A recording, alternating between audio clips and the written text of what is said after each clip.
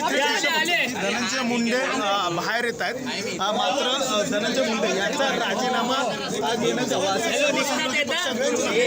ती प्रामुख्याने मागणी केली जात होती. आणि त्यानंतरून आता हा धनंजय मुंडे काय बोलणार याकडे सगळ्यांचं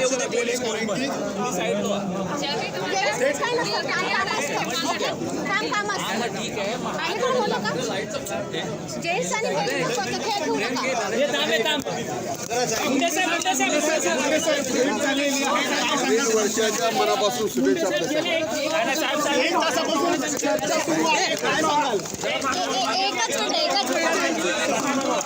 सर एक तासापासून